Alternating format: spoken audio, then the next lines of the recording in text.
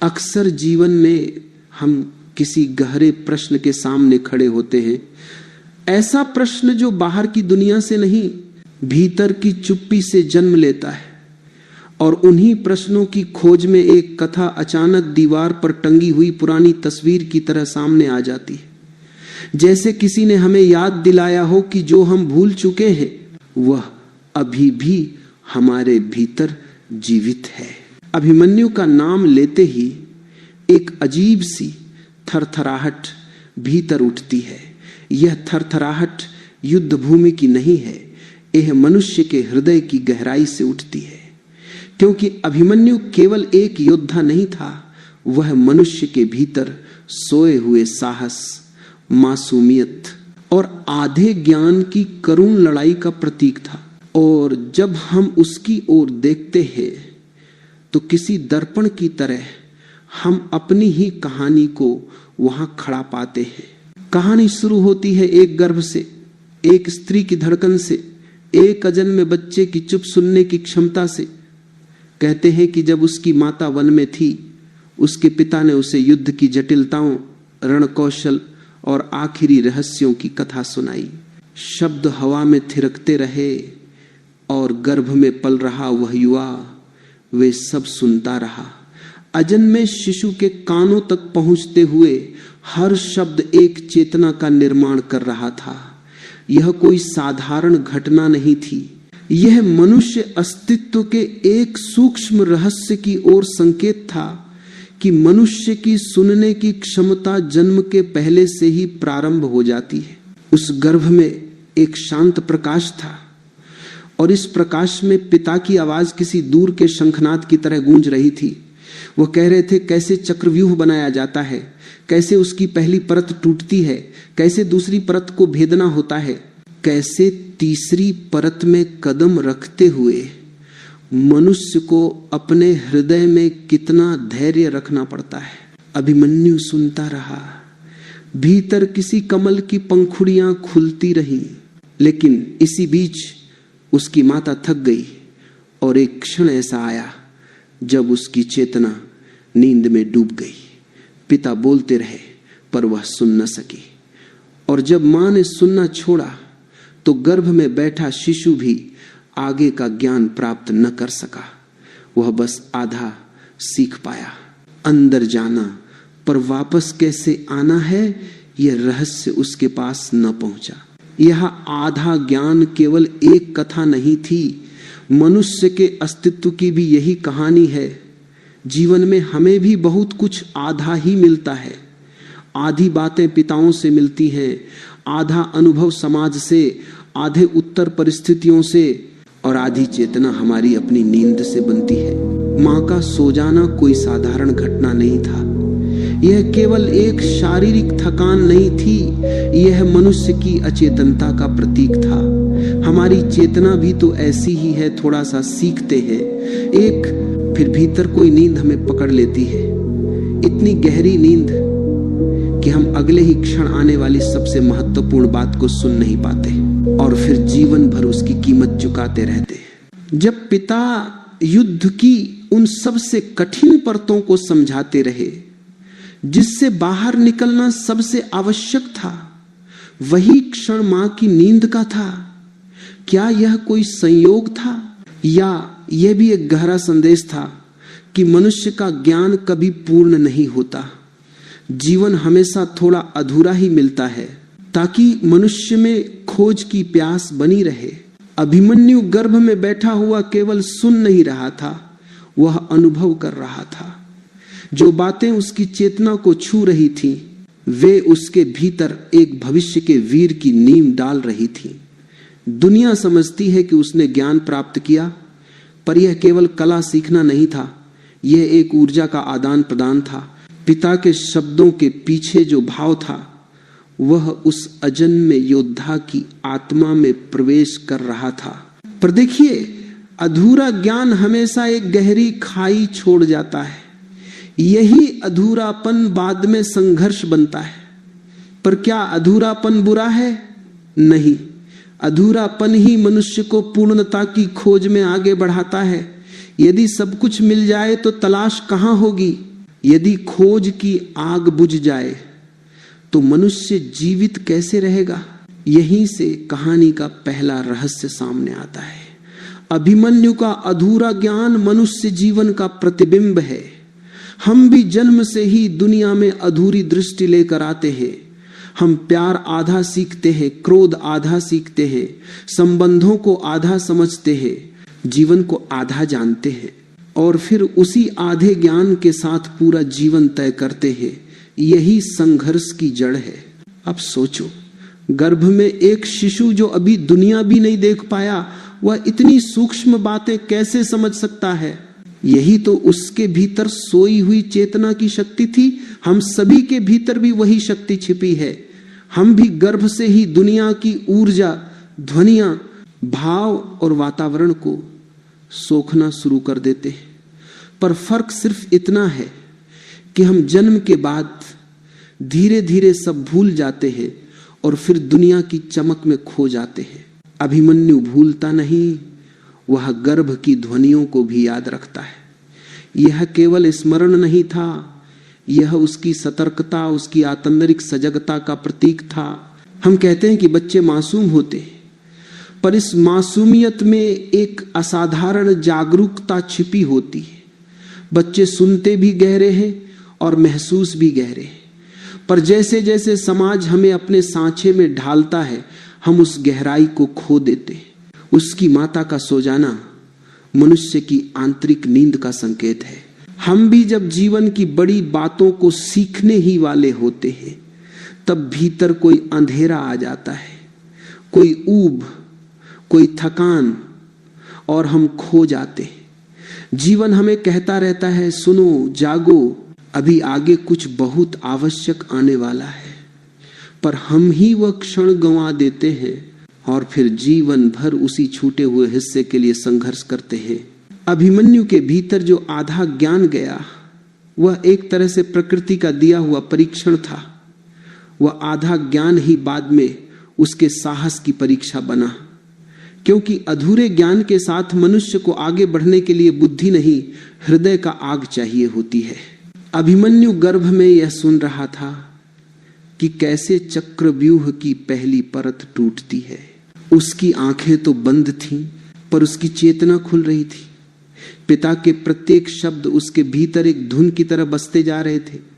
यह किसी पुस्तक का ज्ञान नहीं था, यह धारणा का ज्ञान था, यह अनुभव का बीज था। इसे आप किसी पाउडी की तरह रट नहीं सकते। यह अपनी जड़ें स्वयं बनाता है। लेकिन जीवन का खेल देखिए, जब सबसे महत्वपूर्ण हिस्सा शुरू होने वाला था, जहां बताया जाता कि निकलना कैसे है, वहीं कहानी अधूरी रह गई। यह मनुष्य जीवन की पहली सीख है। ज्ञान कभी भी पूर्ण रूप में नहीं मिलता, और जो पूर्ण मिलता भी है, हम पूरी सजगता में उसे ग्रहण नहीं कर पाते। हम सब भी अपनी माताओं के भीतर नींद में डूबे थे, और उस नींद की विरासत आज भी हमारे भीतर जीवित है। हम आधे में जगते हैं, आधे में सो जाते हैं, आधा प्रेम करते हैं, आधा विश्वास करते हैं, आधा जीवन जीते हैं। इसीलिए आधे ज्ञान वाला अस्तित्व हमेशा संघर्ष में रहता है। कथा यही नहीं रुकती। गर्भ की यह घटना केवल एक जन्म कथा नहीं है, ये ब्रह्मांड के उस रहस्य की याद दिलाती है जो कहता है कि मनुष्य का जीवन अधूरे ज्ञान से शुरू होता है, ताकि वह यात्रा के दौरान संपूर्णता की खोज करे। यदि अभिमन्यु को जन्म से ही सब ज्ञात होता, तो युद्ध में प्रवेश उसका कर्तव्य होता। उसकी खोज कहां होती, उसका साहस कहां होता, उसका धैर्य कहां जागता। अज्ञान मनुष्य को नहीं गिराता, अज्ञान मनुष्य में खोज पैदा करता है, और खोज से ही आत्मा का विस्तार होता है। इसीलिए कहा गया, आधे ज्ञान वाले मनुष्य लड़खड़ाते जरूर हैं, पर वही सबसे अधिक सीखते। अब कल्पना करो, गर्भ में पल रहा एक बालक जिसकी आंखें बंद पर चेतना जाग रही है। बाहर संसार में अशांत हवाएं बह रही है, युद्ध की आहट पास आ रही है, और भीतर पिता अपनी पत्नी को युद्ध की सूक्ष्म रणनीतियां समझा रहे हैं। वह जो सुनता है, वह केवल युद्ध की बात नहीं है, वह जीवन की संरचना है, मानव मन की परतें हैं। चक्रव्यूह क्या है? बाहर तो यह युद्ध की संरचना है, पर भीतर यह मन की संरचना है। और जो अजन्मा बालक इसे सुन रहा था, वह केवल तकनीक नहीं सुन रहा था, वह मनुष्य जीवन के अनकहे रहस्य सुन रहा था। जब वह सुन रहा था तब उसकी मां की धड़कनें धीमी होने लगी। ऊपर वृक्षों की छाया लंबी होती जा रही थी और पिता की आवाज पूरे ब्रह्मांड में फैलते मंत्र की तरह बह रही थी। पर एक क्षण आता है जब मां की चेतना भीतर डूब जाती है। अचानक उसने सुनना बंद कर दिया। ये वही क्षण है जब हम जीवन की सबसे बड़ी बात को खो देते हैं। ये वही क्षण है जब हम सीख की अंतिम सीढ़ी पर पहुंचकर थक जाते हैं। ये वही क्षण है जब जीवन हमसे एक अंतिम सजगता मांगता है, पर हम नींद में लौट जाते हैं। कथा यही गहरी हो जाती है। अभिमन्यु ने प्रवेश करना सीखा, बाहर निकलना नहीं। पर क्या यह कमी थी या यह किसी महान अर्थ की भूमिका थी? यह अधूरापन ही वह बीज था जो आगे चलकर एक ऐसा क्षण जन्म देगा जहां वह आधे ज्ञान के साथ भी पूर्ण समर्पण करेगा। और यही आधी चेतना मनुष्य जीवन का सबसे गहरा संघर्ष है। हम सब भी कहीं न कहीं गर्भ की उस आधी नींद के उत्तराधिकारी हैं। हम जगते भी हैं और सोते भी हैं। हम समझते भी हैं और चूक भी जाते हैं। पर इसी चूक में जीवन की सबसे सुंदर खोज छुपी होती है। यदि सब कुछ साफ साफ पूरा पूरा मिल जाए तो मनुष्य का सफर कहाँ रहेगा? उसकी यात्रा कहाँ रहेगी? उसकी बुझी हुई चेतना को जागने का अवसर कहाँ मिलेगा? इसलिए देखो, अभिमन्यु का गर्भ में सुना हुआ आधा ज्ञान एक गलती नहीं था, वह एक गहन रहस्य था। वह अस्तित्व का दिया हुआ एक अज्ञात उपहार था और यही उपहार आगे चलकर उसके साहस और उसकी नियति का आधार बनेगा। यहीं से कहानी के द्वार खुलते हैं और यहीं से मनुष्य की आंतरिक यात्रा शुरू होती है। और जब हम उस गर्भ की शांति से बाहर आते हैं तो कहानी का अगला रहस्य धीरे धीरे प्रकट होता है। वह चक्रव्यूह है जिसके भीतर प्रवेश का ज्ञान तो उस बालक ने पा लिया था, पर जिसकी जटिलता को समझने में बड़े बड़े योद्धा भी कांप जाते थे। चक्रव्यूह केवल युद्ध भूमि की कोई चाल नहीं था, वह मनुष्य के भीतर के जाल का प्रतीक था। और किसी प्रतीक को यदि केवल बाहरी बात समझकर छोड़ दिया जाए तो उसकी आधी शक्ति ही दिखाई देती है। उसकी असली गहराई तो तब सामने आती है जब हम उसे अपने भीतर के संसार से जोड़ते हैं। चक्रव्यूह एक घेरा था, पर वह केवल सैनिकों का घेरा नहीं था, वह ऊर्जा का घेरा था, मन की गोलाई थी, वह भीतर की परतें थी। एक के भीतर दूसरी परत, उसके भीतर तीसरी, फिर चौथी, और फिर उसके भीतर और गहरी परतें। जैसे किसी प्याज की परतें उतारो तो एक के भीतर दूसरी परत मिलती जाती है। मन धीरे धीरे बनता है, परत दर परत, अनुभव दर अनुभव, घाव दर घाव। और फिर एक दिन मनुष्य स्वयं नहीं जान पाता कि वह किस परत के भीतर बंद है, कौन सा दरवाजा भीतर से बंद हो चुका है, कौन सी परत को उसने स्वयं बनाया और अब भूल चुका है। बहुत लोग सोचते हैं कि चक्रव्यूह युद्ध की रचना था, पर युद्ध तो बाहर होता है, चक्रव्यूह भीतर बनता है। बाहर का युद्ध कुछ ही समय तक रहता है, पर भीतर का चक्रव्यूह मनुष्य को जीवन भर बंद रखता है। जो भीतर के चक्रव्यूह को नहीं समझता वह बाहर के किसी भी घेराव से नहीं बच सकता, और जो भीतर की परतों को भेदना सीख लेता है उसके लिए दुनिया की कोई भी रणनीति बाधा नहीं बनती।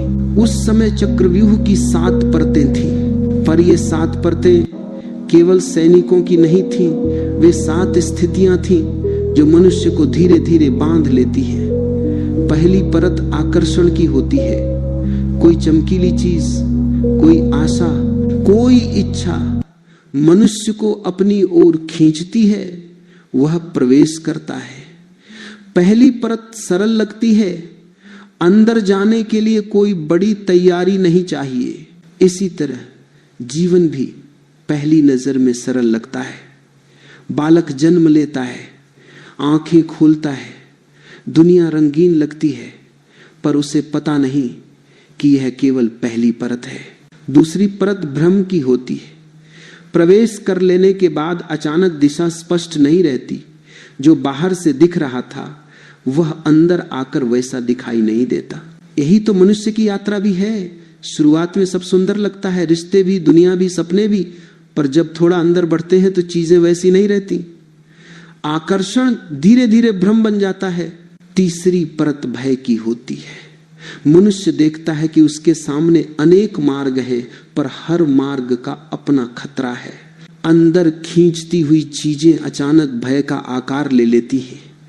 जीवन भी ऐसे ही दौराहों पर खड़ा कर देता है, जहां कदम आगे बढ़े तो अनजान, पीछे हटे तो असंतोष। चौथी परत संघर्ष की होती है। जब दर्द जागता है, चुनौती सामने आती है और मनुष्य समझ नहीं पाता कि किस दिशा में ताकत लगानी है। यह वही परत है जहां अधिकतर लोग हार मान लेते हैं। जीवन के संघर्ष, रिश्तों के संघर्ष, मन के संघर्ष, हर जगह चौथी परत सामने आती है। पांचवी परत मोह की होती है। मनुष्य बंध जाता है। उसे लगता है कि अब वह वापस नहीं जा सकता, अब जो है उसी में रहना पड़ेगा।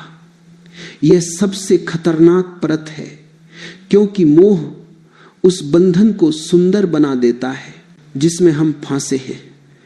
हम सोचते हैं यही ठीक है, यही सच है, और धीरे धीरे चक्रव्यूह के भीतर गहराई तक उतर जाते हैं। छठी परत थकान की होती है। मनुष्य की ऊर्जा टूटने लगती है, आशा कम होने लगती है, दिशा धुंधली पड़ जाती है। ये वह परत है जहां मनुष्य सोचता है, क्या मैं कभी बाहर निकल पाऊंगा? यही स्थिति जीवन में आती है जब हम अपनी परेशानियों को इतने वर्षों तक उठाते रहे कि भीतर की शक्ति सोने लगती है। और सातवीं परत समर्पण की होती है। या तो टूट जाओ या खुद को किसी ऊंचे सत्य के हाथ में छोड़ दो। यहां मनुष्य का अहंकार समाप्त होने लगता है। वह समझता है कि उसकी शक्ति अब पर्याप्त नहीं, उसे किसी उच्चतर चेतना की सहायता चाहिए। यह परत बाहर निकलने का मार्ग भी है और समाप्त होने का भी। अब सोचो, ये 7 परतें किसी युद्ध की रणनीति कैसे हो सकती हैं? ये तो पूरी तरह मनुष्य के भीतर का चित्र है। यह मन का चक्रव्यूह है जिसमें हम रोज प्रवेश करते हैं और फिर भूल जाते हैं कि बाहर आने का मार्ग क्या है। अभिमन्यु जिस चक्रव्यूह में प्रवेश करने वाला था वह बाहरी रूप से सैनिकों का घेरा था, पर भीतर वह अस्तित्व की सबसे कठिन परीक्षा थी। इसीलिए कहा गया है कि चक्रव्यूह असुर ऊर्जा की रणनीति थी। असुर बाहर नहीं होते, असुर उन विचारों में होते हैं जो मनुष्य को जकड़ लेते हैं। असुर उन भावनाओं में होते हैं जो हमें अपनी ही परतों में फंसा देते हैं। असुर उन डर में होते हैं जिन्हें हम छोड़ नहीं पाते, उन इच्छाओं में जो हमें आगे बढ़ने नहीं देती, उन बोझों में जिन्हें हम ढोते रहते हैं। जैसे किसी विशाल भंवर में फंसा हुआ व्यक्ति बाहर की ओर जितना प्रयास करे उतना ही भीतर खींचता चला जाता है। मन भी ऐसा ही है। एक बार चक्रव्यूह में प्रवेश करो तो बाहर निकलने के लिए द्वार ढूंढना कठिन हो जाता है, क्योंकि भीतर का घेरा गोल होता है और गोलाई का सबसे बड़ा रहस्य है उसमें दिशा खो जाती है। यही मनुष्य के जीवन में होता है। वही सपना जो कभी आकर्षण था अब बंधन बन जाता है। वही रिश्ता जो कभी प्रेम था अब बोझ बन जाता है। वही चाहत जो कभी प्रेरणा थी अब चिंता का कारण बन जाती है। मनुष्य सोचता है कि उसे समाज ने बांध रखा है, पर समाज बांधता नहीं। समाज भी तो चक्रव्यूह की तरह है। अपेक्षाएं, दबाव, परंपराएं, वचन, सीमाएं, ये सब उसी 7 परत के बाहर के सैनिक हैं। भीतर के सैनिक भावनाएं हैं और केंद्र में बैठी हुई ऊर्जा हमारा अपना अहंकार है। जैसे ही मनुष्य समाज में प्रवेश करता है वो पहली परत में घुसता है। आकर्षण, सम्मान, नाम, पहचान, सराहना, फिर दूसरी भ्रम। ये सब पाने के लिए क्या क्या